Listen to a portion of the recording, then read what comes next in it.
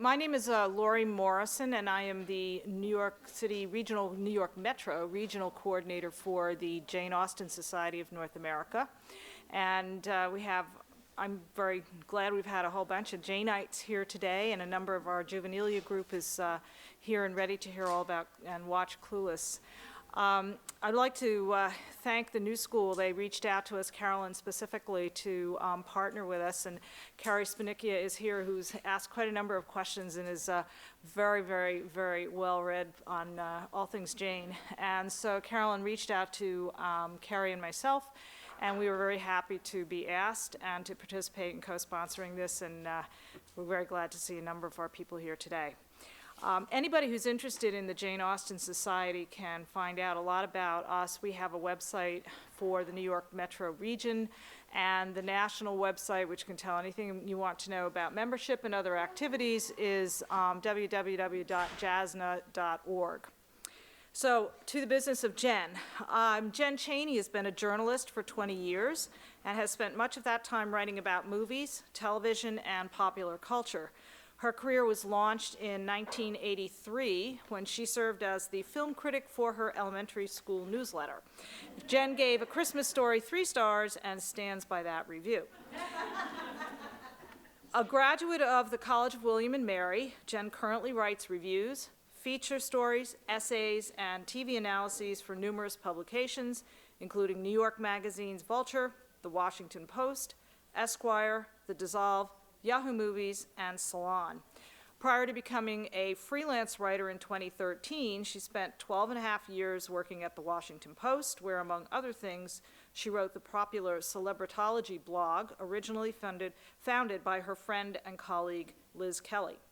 In 2011, Jen contributed several essays to A Friday Night Lights companion, Love, Loss, and Football in Dillon, Texas. Jen's book, As If, which was released this past July, celebrates Amy Heckerling's 1995 film Clueless and discusses why, after 20 years, the film continues to impact pop culture. This past summer at the Jane Austen Summer Program in Chapel Hill, North Carolina, Jen was a member of a film panel discussing adaptations of Jane Austen's Emma, and we are excited she could join us today as we continue that discussion. Join me in welcoming Jen Chaney.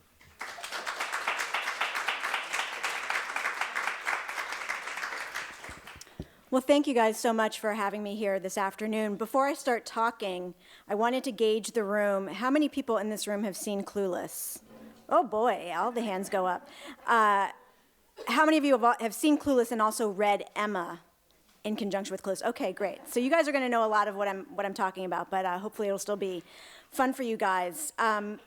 So really what I want to do is talk a little bit about how Emma informs Clueless, but also talk about Clueless within the context of the three, what I'll call F words, that are the title of this conference today, as a work of fiction in terms of its fashion and in terms of its feminism. So, why does Clueless matter? Why do we still talk about this movie? Why do we care about it? Do I really have to ask that question? I don't think I should have to ask that question, but let's go ahead and do that anyway. Am I the only presenter who's used GIFs today? Is it just me? Okay. Did I mention also I'm not an academic? So Clueless matters as a work of fiction, and specifically let's talk about that in terms of Jane Austen. When Amy Heckerling wrote this screenplay and went on to direct this film, it came out in 1995, and as I'm sure many of you know, there was a real explosion of Jane Austen in the pop culture sphere right around that time. There was the BBC adaptation of Pride and Prejudice, there was Sense and Sensibility with Emma Thompson and Hugh Grant and Kate Winslet. The year after Clueless came out, there was the more traditional adaptation of Emma with Gwyneth Paltrow. It's unclear why this was all happening all around the same time. It seems to just be a weird coincidence, but all of a sudden, Jane Austen was at the forefront of popular culture again, to the point where Entertainment Weekly did its Entertainers of the Year issue at the end of the year, and one of the people on the list was Jane Austen, because she was such a hot commodity all of a sudden. But I think most of the adaptations we were seeing at the time were really very traditional adaptations. And what Amy Heckerling did was took the story of Emma and transported it to a very different place a very different time, with very different language and very different clothes. And if you think about what has happened in the 20 years since then, it's so common to see people taking Austen's work and injecting it with modernism, whether it's Bridget Jones's Diary, whether it's the Lizzie Bennet Diaries, whether it's Austenland. I mean, we don't even bat an eyelash at this, but I feel like what Amy Heckerling did was sort of at the forefront of what has now become much more commonplace, and maybe she doesn't always get as much credit as she deserves for doing that. Now, since many of you obviously have seen Clueless and have read Emma, I'm sure you know that it mirrors the characters and the plot points in Emma in really clever and inventive ways. I knew before I started writing my book about the movie that there was obviously a connection. I knew that the narrative arcs were the same, but I had never sat down reading Emma while watching Clueless 8 million times and finding where all the intersections were until I worked on this book. And it was one of the real pleasures of actually writing the book was going through that process. So in terms of the characters, obviously Emma, who we know from the very beginning of the novel, is clever and rich and lives alone with her father, having lost her mother. She has a lot in common with Cher Horowitz, who we know from the beginning of Clueless is also very rich. We're not sure if she's clever yet. We need a little more time to figure that out. But she's definitely well off, and she lives with her father, and she's also lost her mother. So there's a lot of similarities in terms of that.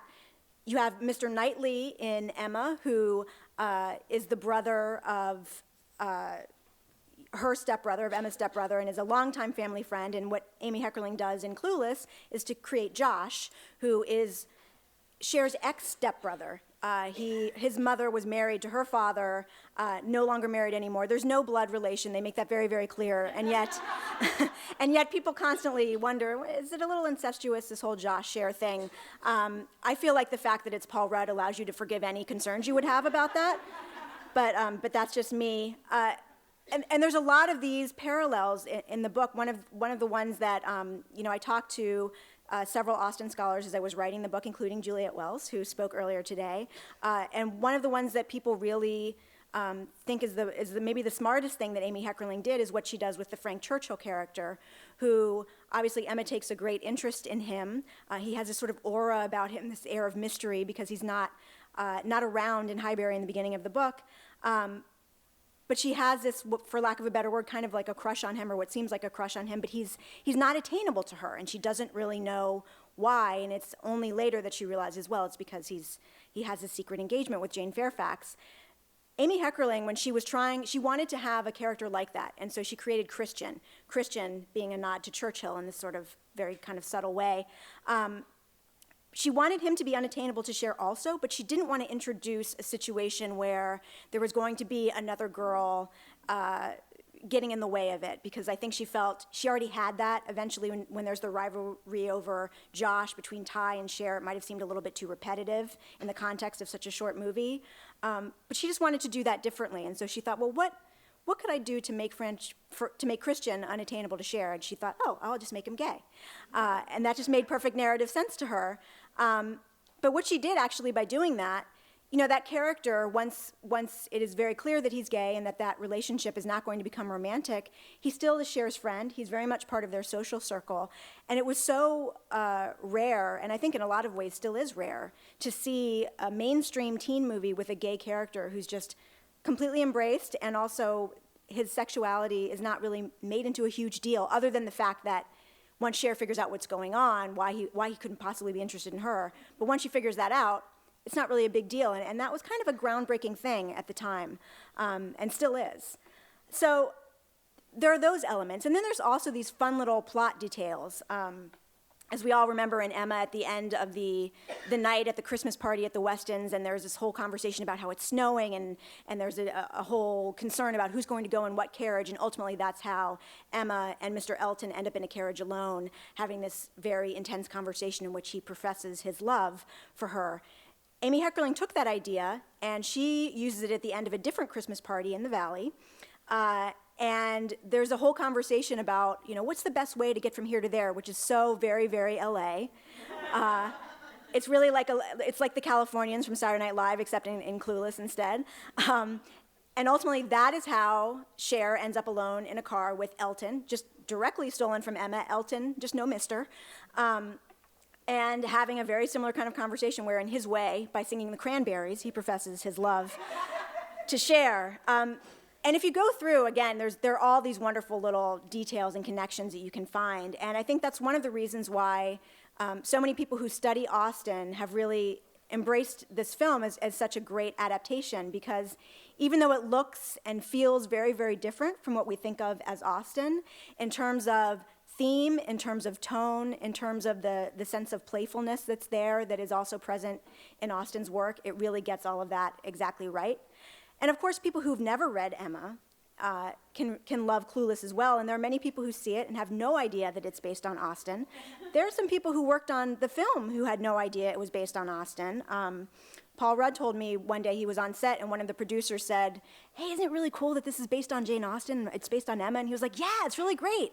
And inside he was like, "I had no idea that was the case at all." So I think that's probably true of a lot of teenagers who saw it in the mid-90s may not have realized that. So basically what I've just explained to you guys is that this novel, written 200 years ago, equals that movie that was made 20 years ago. And I apologize for not using Juliet's version of the book, but this one was better for comedic purposes. There's just a little bit more of a marked contrast there. Obviously, they're not the same, but there are really important pieces of connective tissue between the two. And I just wanted to give you guys a little bit of background, too, about how Clueless evolved, because this was not originally intended to be a movie. Amy Heckerling wrote Clueless as a TV pilot for Fox, and they were looking for a show about the in-crowd at a high school. This was the era of Beverly Hills 90210, and so they were really trying to capitalize and do more shows like that. So she wrote a pilot with a lot of the same characters who would go on to be in Clueless in it, and ultimately, they decided they didn't want to make that a show, and they dropped it, at which point Amy Heckerling's agent said, maybe you should think about writing this as a screenplay for just a feature film. And that was when she really went back to Emma and used that plot and a lot of those other details as a foundation to write a story that wasn't going to be told over a long period of time, but was just a single movie. And Fox still wanted to make the movie at that point, so it went from the TV division to the motion picture division. And it even got as far along as they started to talk about casting. At that point, Amy knew that she wanted Alicia Silverstone to play Cher, but they were going through all the process of looking at different actresses. And even the casting director at that time was looking at different people to potentially play Josh, including Ben Affleck. That didn't happen, obviously. But ultimately, it didn't get made at Fox either, and part of the problem was that some of the higher-level executives at the studio were not sure that the movie was going to work the way that Amy had envisioned it, and they were making suggestions about, does it have to be so focused on the girl? Maybe it should be more of an ensemble piece, and maybe, the guys should be a little bit more front and center, which obviously, number one, is completely different from what Emma is, and is really a misunderstanding of, I think, what the material was. And so ultimately they dropped it too, and that meant, and they put it in turnaround, which meant that Amy and her agent were able to go around, shop it to other producers and other studios, and as they tell it, almost everybody said no. Nobody thought there was going to be a market for this movie. At the time, teen movies were seen as not necessarily being the thing of the moment anymore, as they had been in the 80s, and people weren't sure that it was going to work, but it was ultimately Scott Rudin, a very prolific producer, still a prolific producer, who was working with Paramount at the time, that said, you know what, I think the way you've envisioned this is the way it should be, and let's get this made. But I just found that really interesting, this idea that somebody was suggesting this shouldn't be so much about what it's exactly about, that it shouldn't be so much about Cher. It seems kind of crazy to me. So now let's talk about fashion. Obviously, Clueless matters to fashion. In terms of the narrative, I think it's the fashion that really defines what people's status is. It was said earlier today, we don't necessarily get super intricate descriptions of what people are wearing in Emma. Clueless is the opposite of that. The fashion is completely in your face all the time. And, for example, these two ensembles here, the plaid, that's in an early scene in the movie, when people think of Clueless, I think they just automatically think of yellow plaid at this point. And there are certain movies where the costumes become so recognizable and so intertwined with your memories of it that that they really do become iconic, a word that people maybe use a little too liberally. But I think there is something iconic about these costumes in the same way that to some people they see, a black dress and pearls and a cigarette lighter and they go, that's Audrey Hepburn, Breakfast at Tiffany's, or a sweatshirt off the shoulder, that's Jennifer Beals in Flashdance. This is Clueless to people. And it was such a thing in the mid-90s that it's also really kind of represents the mid-90s to a lot of people as well. And I spent a lot of time talking to Mona May, the costume designer, about the whole process of coming up with the different costumes. And one of the things that struck me that she talked about was the degree to which it was born out of collaboration with Amy Heckerling. You can't see it in this particular picture, but as many of you all know, in that yellow plaid ensemble, there's the short plaid skirt and then the over-the-knee socks. The over-the-knee socks thing was an Amy Heckerling idea, that she really wanted that. And they had a dialogue back and forth, coming up with ideas that, as Mona tells it, liberated her to be as creative as possible. And she's gone on to design costumes for lots of other movies, but she said that relationship was really unique, and she's worked with Amy since then, because a lot of times she works with directors who maybe don't care so much about the costumes or just don't have the vocabulary to have that same kind of a conversation about fashion. But because Amy had the interest, had the vocabulary, they were really able to work together and do some things that became very, very memorable, like the Alaya. Again, we talk about status. What you're wearing is very, very important, and the way that Ty, who is the Harriet Smith equivalent in Clueless, the way that we know that she's rising in status initially is because she gets the classic teen movie makeover scene. And, we saw them in plaid, Dionne and Cher in plaid. One of the first things we see her in when she's made over is a plaid skirt. It's like she's being indoctrinated into their crew. And so what happened when Clueless came out is that a lot of girls and young women saw it and they immediately wanted to dress like Cher and Dionne and Ty, to the point where there had been no apparel tie-ins that were being done. At the time they tried that and people were kind of, again, skeptical that this movie was going to be a big deal. And after it came out, one of the executives at Bloomingdale's was so frustrated that they were off the game on this that he sort of mandated everybody needs to see a lot more movies and be tapped in way ahead of time so that we can, be on the ball, because we have all these girls coming in that want plaid skirts and we're not doing our job here. But so I talked to a lot of people about how this movie impacted them, and these are just a couple of passages from the book. One from Jessica Morgan, one of the Fug girls, for those of you who read Go Fug Yourself, who said, I've always been into this sort of preppy thing. Grunge was very not me. So Cher's style was very appealing to me. I wore a lot of pleated skirts and sweater vests and knee socks and chunky-heeled Mary Janes that next year. A lot. And then Lena Dunham, who actually, she says this in a New York Times interview that was footnoted there, says, Clueless was such a big deal to me that I wore knee socks and a mini backpack to school every single day of 5th grade, and it wasn't making me any friends.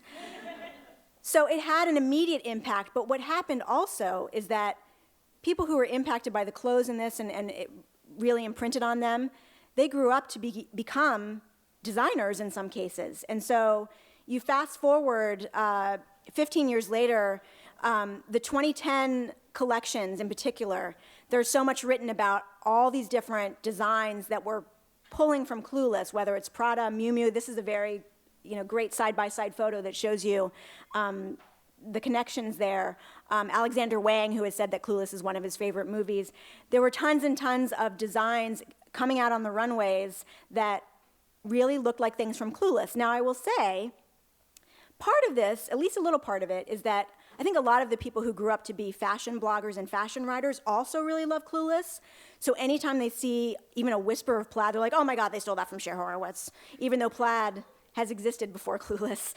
And maybe it's been inspiring to someone for other reasons, but there really was something to the proliferation of this, which I think has only continued. This is a cover of a lookbook from WILDFOX Couture, their spring 2013 line, and Kimberly Gordon, who is the founder of WILDFOX, she designed the whole lookbook, not just the fashions, but the whole lookbook, to pay homage to Clueless.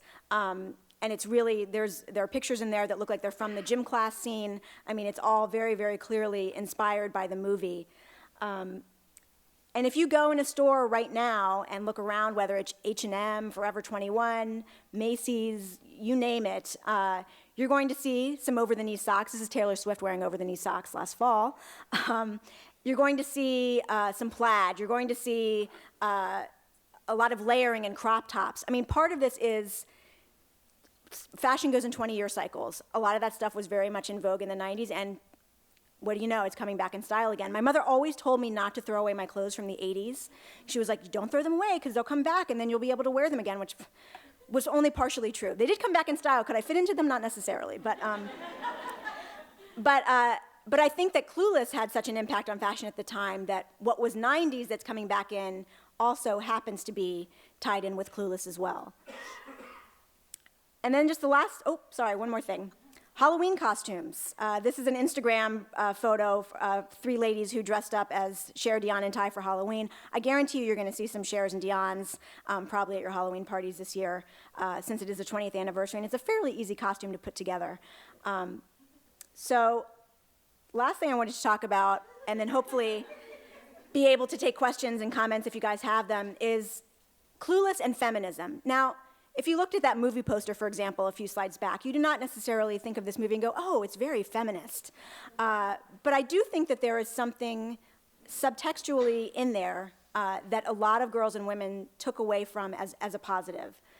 Just for one thing, and this goes back to what I was saying before about how all these executives kept telling Amy Heckerling, you know, this doesn't need to be as much about the girl. One of the first frames of the movie is a boy coming up to Cher trying to put some moves on her, and she just shoves him out of the frame. And I feel like that movement and that idea symbolizes what she's doing. Like, get out of the way, guys. This is my movie. Please back away and stop wearing so many baggy pants. Whoops. But I talked to a number of women, including Amanda Hess, who writes for Slate, and a number of other publications, and writes a lot about women's issues, about why this movie spoke to them. And obviously there are some things that Cher does in Clueless that we would not want to necessarily emulate ourselves or suggest that our daughters should emulate. You know, I feel like, yeah, it's great to negotiate for better grades, but maybe you should just work to earn them first and then start negotiating. And yet, at the same time, this concept of negotiating, I think historically women have such a hard time with that. I mean, that essay that Jennifer Lawrence recently wrote about the wage gap issue on American Hustle, and how she felt like she couldn't advocate because she didn't want to be seen as not being, nice. I think that really resonates with a lot of women. I know it resonates with me. And I think just the idea that Cher feels like she has the right to negotiate. The fact that she feels like she can get up in front of the class and just talk, even though really she has no idea what she's talking about. And she can call Haitians Haitians, but she feels empowered to do it. And I think just the act of seeing somebody do that was inspiring in some way to a lot of girls and women. And so, as Amanda says here, I could empathize with Cher and could see the way that she put herself forward in class in a way that I couldn't maybe exactly model, but I liked that about her. It seemed like even if I wasn't going to look like her or have her clothes, that might be something I wanted to be able to do, which was go in front of my class and speak about things that were important to me and that are actually important to the world. Even though it's in this crazy satirical context, there was something that was empowering about that, because I didn't see a lot of models of girls standing up for themselves at that time. And Amanda was, I think, in her preteens or early teens when she saw Clueless. So to take that away from it at that age, I think, makes a big impression. And when I was talking to Amy Heckerling, she also used a word in talking about Cher that I thought was really, really interesting, and that's entitled. And as she says here, there's a word that's thrown around a lot now, entitled, which is a way older people can look at young people in a kind of negative way. But I always feel like people that have that optimism and feel like they can do things, there's something so endearing and charming about that, because life will beat everybody down eventually. There's something very life-affirming to see that quality in people. And I think we could probably describe both Emma and Cher as entitled, certainly. But I think the journey that Cher goes on in Clueless is from being entitled and thinking like she deserves something, even if she hasn't worked for it, she starts to slowly change. She still thinks she deserves things, but she understands that there needs to be an effort. She needs to care about other people. But the idea that she's entitled isn't necessarily a bad thing in and of itself. And I was recently reading Mindy Kaling's book, Why Not Me? And she talked about entitlement too, in a way that I felt really tied back in with this Amy Heckerling comment and really kind of describes Clueless in a way, even though that's not what she was talking about. She says, confidence is just entitlement. Entitlement has gotten a bad rap because it's used almost exclusively for the useless children of the rich, reality TV stars, and Conrad Hilton Jr., who gets kicked off an airplane for smoking pot in the lavatory and calling people peasants or whatever. But entitlement in and of itself isn't so bad.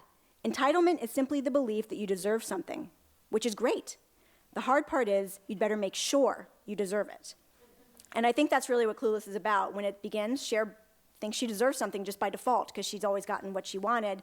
By the end, she realizes she has to make sure that she deserves it. So that's all I had. If anybody has questions or comments before we start the movie, I welcome them. Thank you guys very much.